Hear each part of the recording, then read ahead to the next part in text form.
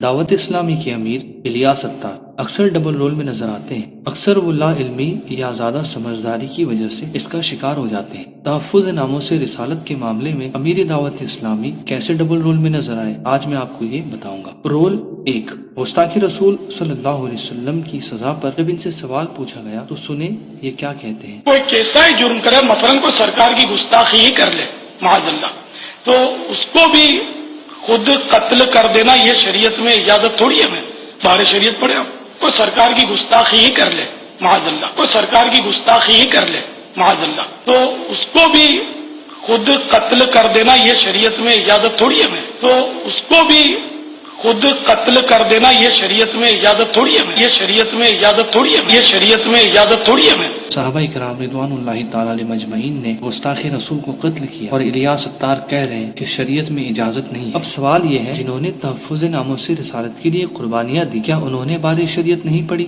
بے شک پڑھی ہو، تو پھر انہیں سمجھنا آیا، مگر الیاس اتار کو سمجھ آ گیا اور عوام کو ایک اپنے ہی کسی راستے پر لے جانے کی تیاری میں تھے۔ رول 2، دوسری جگہ اسی مسئلے پر یہ یوں کہتے نظر آئے۔ قرآن و حدیث اور تمام علماء بلا کسی اختلاف کے گستاخ رسول کو کافر اور مرتد کہتے ہیں، کہ جو چاہے نمازی ہو، تہجد گزار ہو اور کیسا ہی پرہیزگار ہو، اگر اس نے واقعی سرکار نامدار صلی اللہ تعالی علیہ وسلم کی گستاخی کی تو اب وہ مرتد ہو گیا، اسلام سے خارج ہو گیا اور واجب القتل ہو گیا۔ اب وہ مرتد ہو گیا، اسلام سے خارج ہو گیا اور واجب القتل ہو گیا، واجب القتل ہو گیا، واجب القتل ہو گیا۔ کوئی محبت رسول میں ڈوب کر عشق رسول سے مغلوب ہو کر اپنے ہاتھ میں قانون لے لیتا ہے اور کسی گستاخ رسول کو کیفر کردار تک پہنچا دیتا ہے اور مار دیتا ہے، تب بھی حکم شرعی یہی ہے، حکم شرعی یہی ہے، حکم شرعی یہی ہے کہ اس کے لیے وہ سزا ہی نہیں ہے۔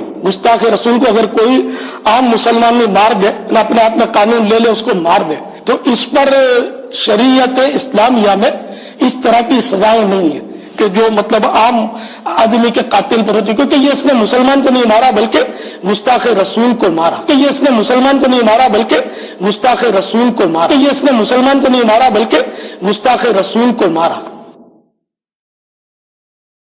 مثلا کوئی سرکار کی گستاخی ہی کر لے معاذ اللہ، تو اس کو بھی خود قتل کر دینا یہ شریعت میں اجازت تھوڑی ہے۔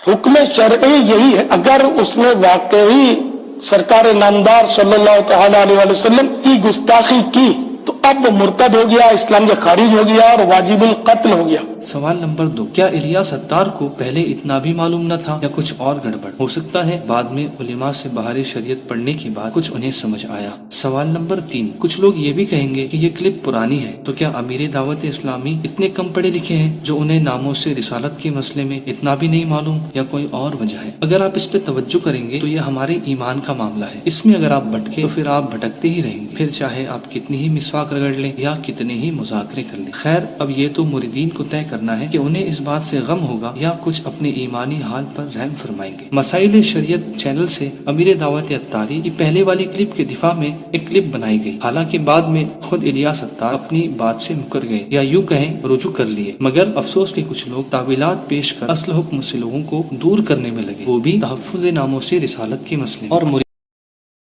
یہ سمجھتے ہیں کہ پیر صاحب سے غلطی ہوئی یا جرم کیا، اللہ رحم فرمائے۔ مرکز اہل سنت بریلی شریف سے حضور سید تاج الشریعہ امام اختر رضا خان قادری رحمۃ اللہ تعالی علیہ کے دعوت اسلامی کے رد میں بیانات سننے کے لیے ڈسکرپشن میں دیے لنک پر کلک کریں اور اپنی اصلاح کریں۔ انشاءاللہ پھر ملیں گے۔ مسلک اعلی حضرت زندہ باد، مرکز اہل سنت بریلی شریف زندہ باد۔